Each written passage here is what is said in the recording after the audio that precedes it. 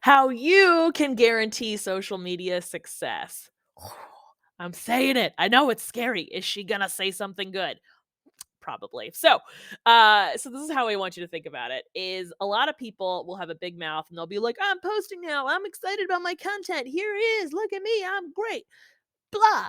And then they get real excited for like 2 weeks. It happened to one of my clients, and then they're like, "Oh, I'm exhausted." Just like New Year's resolutions, you get tired of getting all amped up on the internet and doing your thing. And a lot of people quit.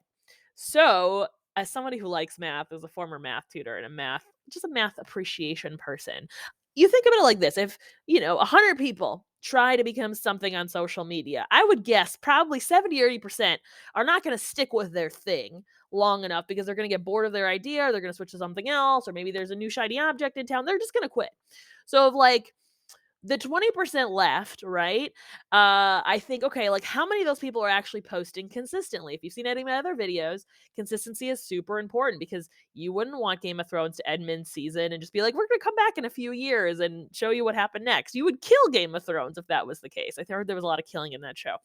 So the reality is most people are going to be consistent. So of those that actually kind of stick around, some of them might be consistent for like 6 months because they've been told to be consistent, and some of them will probably quit. So let's say even like 10 of them are left, right?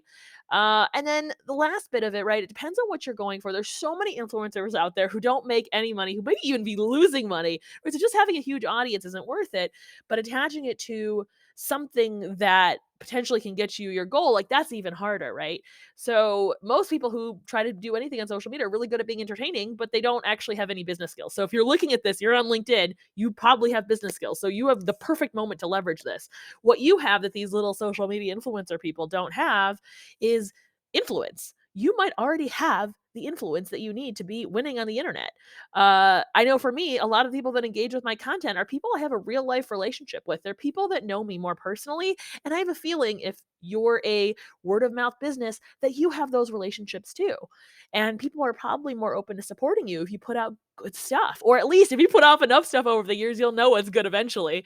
Uh, so a lot of times you don't realize that you are your own influencer because word of mouth is important to you, but you might not be realizing where you need to put information that shows up to those people so that they remember you when the right opportunity comes up, and you being the business person can close that opportunity.